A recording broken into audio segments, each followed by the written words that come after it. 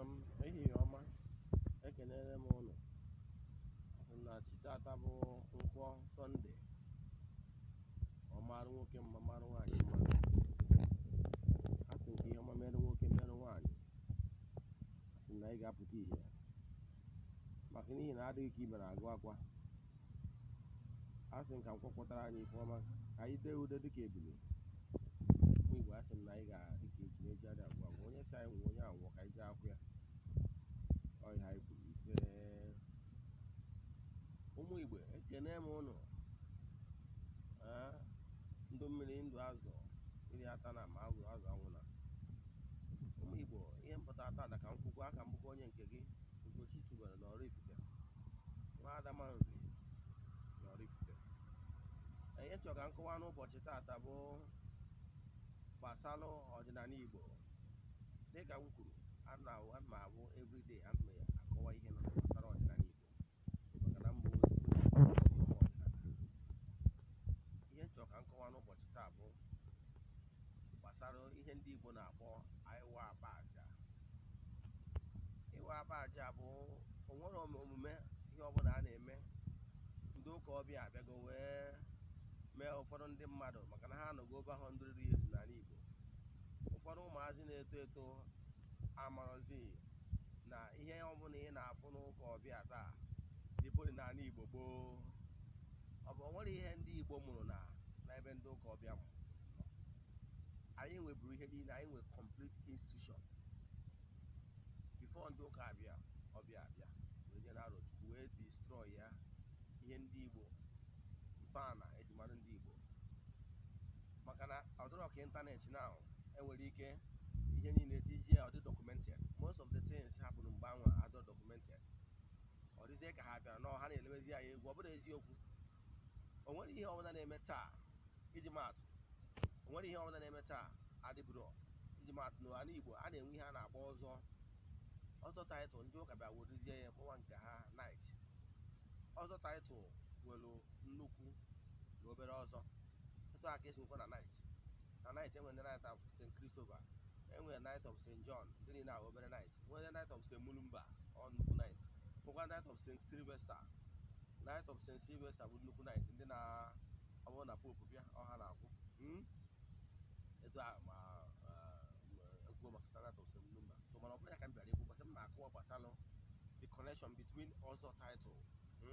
Maka na ọzọ isi na isi aha onye bụ onye ọzọ na anị omenala Igbo nọ na higher position. Etu a ka ọ dịkwa n'ụka. So ihe niile abụ ihe ha bịalụ ọ bụrụ na anyị enwebugo ahụ ebịaghị modernize ya ọ dịzie ka ọha na-elebe anyị egwu. So mana ihe chọrọ ikwu n'ụbọchị taa bụ ịwa akpa aja. Ịwa akpa aja gịnị ka ọ pụtara? Ịwa akpa aja bụ ihe a na-akpọ n'ọnụ oyibo ordination. Mana in Igbo context, ịwa akpa aja bụ ụbọchị a na-echi mmadụ echichi dibịa. N'ala Igbo gboo, dibịa a na-echi mmadụ echichi dibịa ụbọchị a na-eme mmadụ ude. So ihe nji wee kwubi ya ị nwere ike ịfụ na ndị ụka ọbịa na-enwe ụbọchị eji echi mmadụ bishọp, nwee ụbọchị eji echi mmadụ ụkọchukwu. Esizie ọ dịzie ọ ga-asị na ọha nwere mba ọ dịbụ n'ala Igbo. Ịwa akpa aja bụ ụbọchị a na-ekonye mmadụ akpa na-akpọ onye a na ọbido taa na ọ bụrụgo onye nchụaja.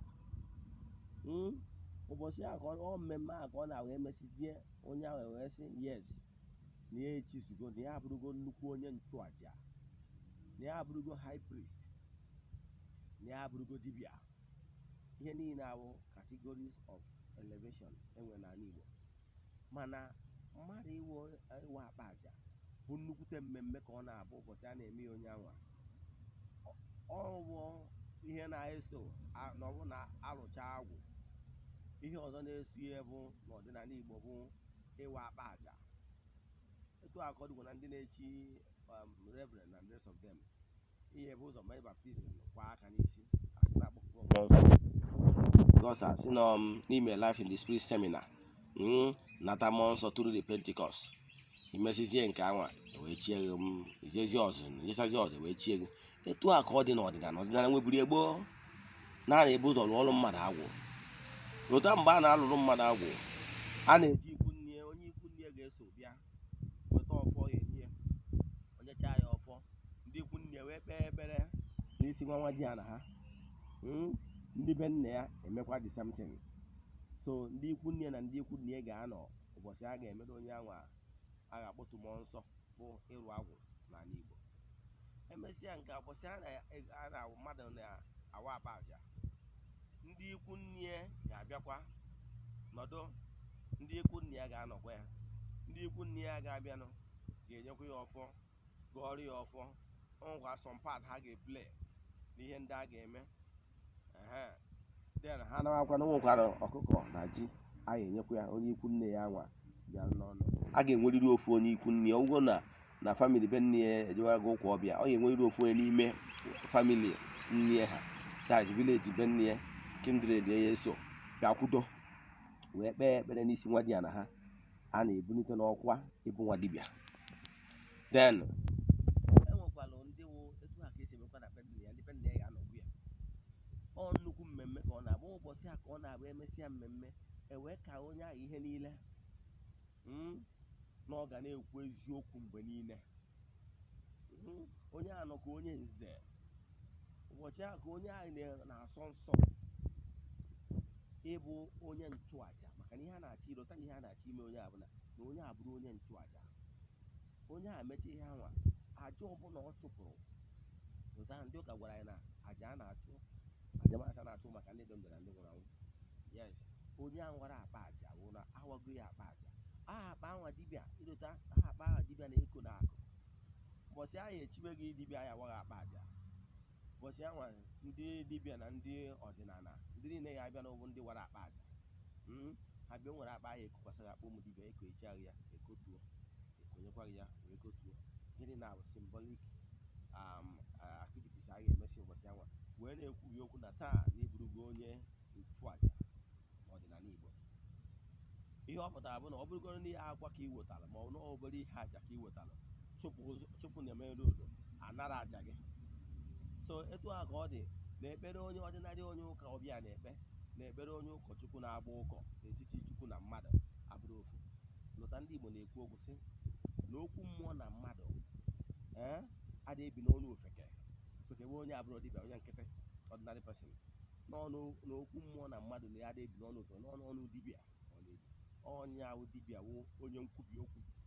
Onye ahụ dibịa ya awụ o weta ahịfịa ekwubi okwu kwuo na taa na ya na-ekwu okwu dị etu a wee na-asị ihe ọlụ a o zuru ezu, o zughị ezu, na ya bụ dibịa ekwuona n'ozugo, otie ọfọ n'ala kwuru etu anwa. That is staff of authority, that is ọfọ ahụ o ji.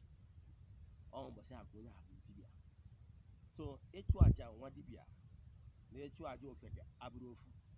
Etu a ka ọ dịkwa na ndị na ya ụka ọbịa, asị na onye a bụ ụkọchukwu na onye a bụ onye ụka nkịtị, ha abụrụ ofu. Maka na ụbọchị a bụ ụbọchị a na-akpọlite onye anwa n'etiti ndị ọzọ wee mee ya onye nchụaja, wee nye ndị ụmụ mmụọ na mmadụ nkịtị bụ ofeke. So ya na-achịkọwa bụ mana ọ dị mwute na ọtụtụ ndị mmadụ hapụzi omenala na-eme omenelu. Enwere m ike ịkọwara ụlọ ụfọdụ ndị mmadụ na-enọ na soshal midia na-ekwu na ha bụ dibịa. Ụfọdụ n'ime ha wabara akpa aja, ụfọdụ n'ime ha anụbere ọdịrị ihe a na-ekwu ịwa akpa aja.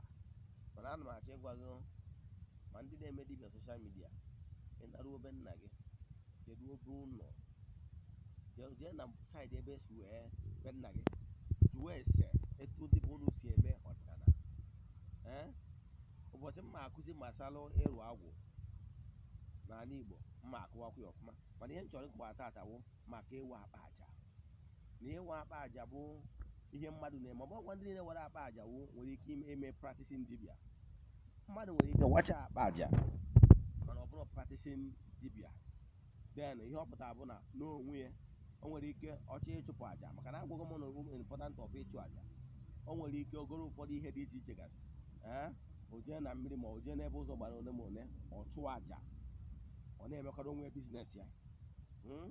Mana ozi na o nweziri ndị wụ na ndị chọziri ịnọzi n'ọkwa ahụ na-alụzi asị daily activities asị kọọ dibịa. Etu a ka ọ dịkwa ịlụtakwa na ndị ụka ọbịa ha nwekwara ndị reverend, ndị bụ reverend mana ha bụ lecturers. Ha nwere parish ha na handụl. Etu a ka ọ dịkwa n'omenala. O nwere ndị ụkwa dibịa maka na ọ waga akpa aja. Ịwa ha na-akpa aja ọtọmatikali ebugo dibịa. weda ma ị nọzi na-eme dibịa day to day ọ ịwacha dibịa na-emezi wacha akpa aja na-emezi chụpụzi aja jewere onwe ọrụ ma ọ jewere onwe kọntraktị gị mgbe ekenekwa m ụnụ ọnwa ahụ eju ya ajụ ihe abụ WhatsApp nọmba m sendịana m meseji mma asa gị ọkwanụ na o nwere vidiyo anyị ka ị na vidiyo a click like subscribe to our YouTube channel share akwụ ya ndị enyi gị ka ndị mmadụ wee nwee ike nụ maka ozi a maka mgbasa ọdịnala Igbo daalụnụ ka chi tata mara anyị niile mma ndewonu